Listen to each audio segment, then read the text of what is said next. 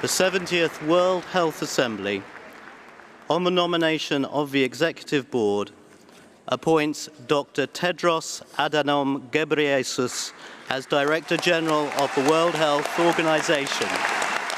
Dr. Tedros Adhanom. Who the hell is he, really? You've surely seen him on TV by now, being a darling of the mainstream media and all. Dr. Tedros is the highest-ranking medical official in the world during this time of global pandemic. But unlike most medical officials across the globe, he isn't even a real medical doctor. In fact, he's the first ever to lead the World Health Organization without a medical degree.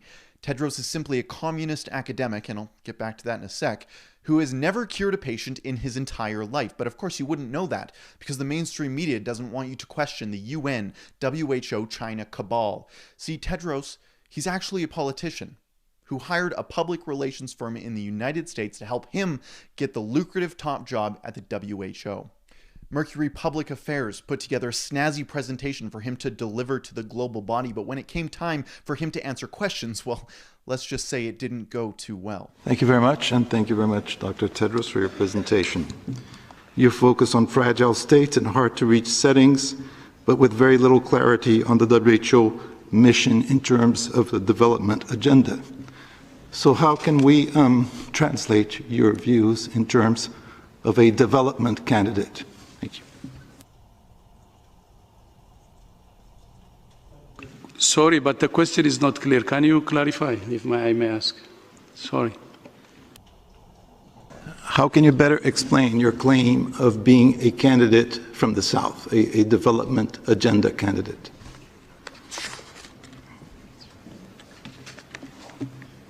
When you say candidate, linking it to sustainable development goals?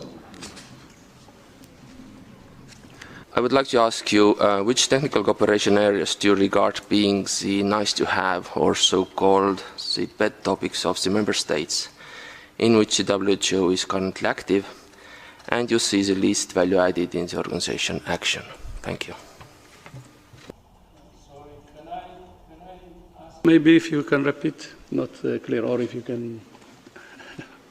During times of crisis, the mainstream media will be the first to wave their arms and scream and shout and freak out, saying that we shouldn't be criticizing the experts. But thankfully for me, Tedros Adhanom is anything but an expert.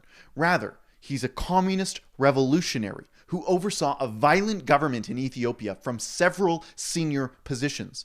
From health minister to foreign affairs, Tedros routinely used his power for self-promotion at the expense of his people. But don't take it from me. Take it from one of his subordinates in Ethiopia back when he was health minister. Despite their position in the government bureaucracy, they penned an essay about how, quote, Dr. Tedros left the Ethiopian health sector very much politicized and crippled, which must yet be depoliticized if it is to function properly. This resulted in Ethiopian healthcare facilities that were funded by you and I, by millions upon millions of dollars in foreign aid, where doctors, quote, used their smartphone flashlights to help deliver babies at night and had no running water to wash their hands after treating an infectious patient. That is the legacy of Dr. Tedros. Back in Ethiopia, when he was only responsible for the death of his own citizens, he was a ranking official in the Tigray People's Liberation Front, TPLF, a party that is basically Ethiopia's version of the Communist Party of China. People's liberation and all.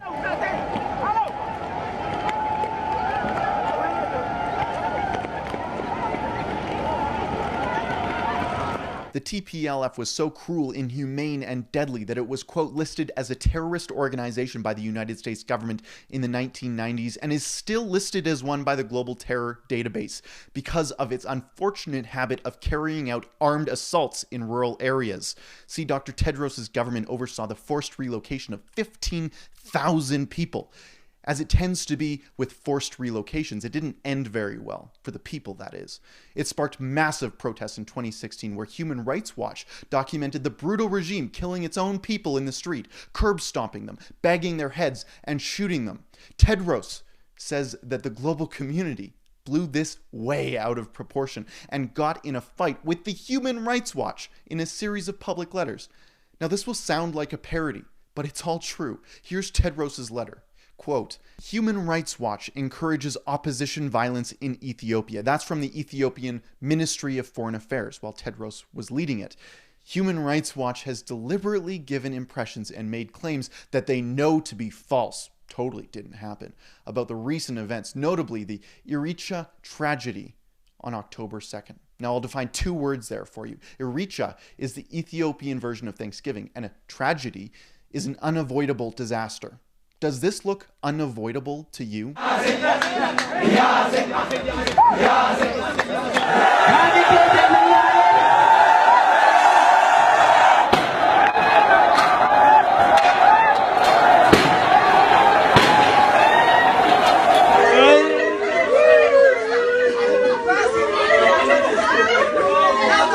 Of course, dictators of feather fly together, and Tedros' vile behavior extended across the entire continent of Africa.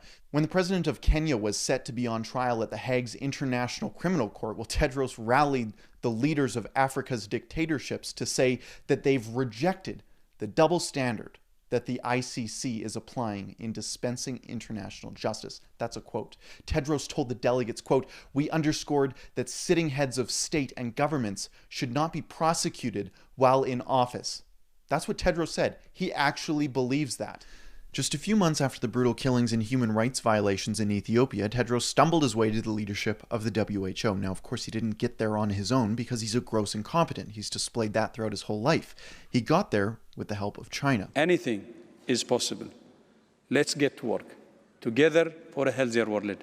Thank you so much again. Thank you. Thank you. Thank you so much.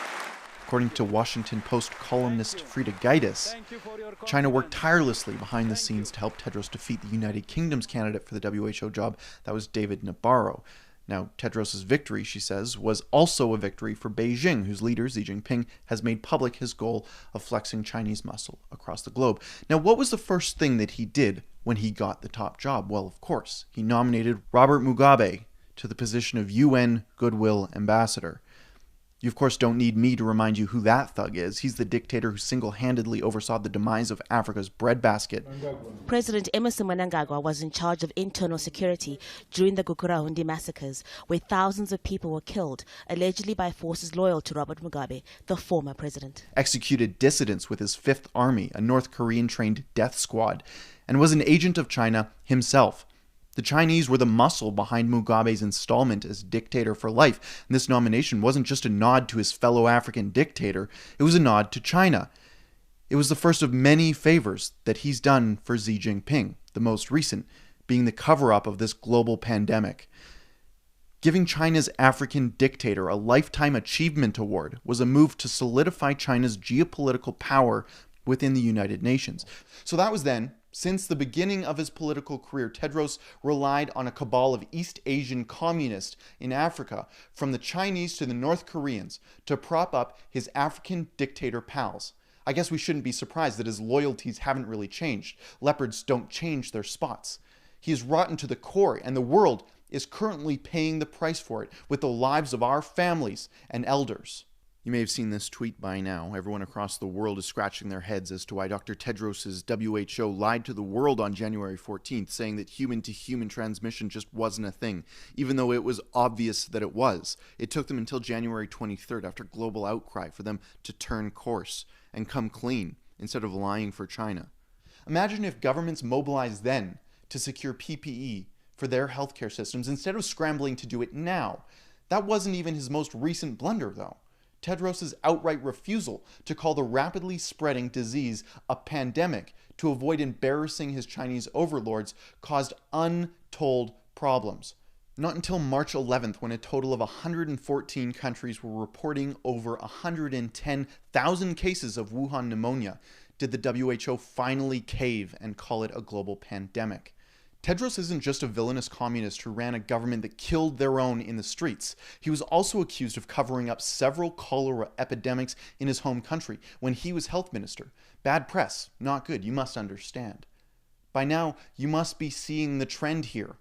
I think it's put best by John Martin, who said, in a sane world, instead of leading a global organization, Tedros and his cronies would be put on trial at the International Criminal Court and tried for his crimes, and if found guilty, should spend the rest of his life in prison. The last place he should be is running the WHO while the entire world is dealing with this global pandemic. It's no wonder that now a global petition has been signed by over 700,000 people calling for Tedros' resignation. He has blood on his hands, both back when his communist government slaughtered their own people in the streets like animals, and now when the world's most vulnerable are cowering in seniors' homes, suffocating to death at the hands of an inept Chinese bootlicker.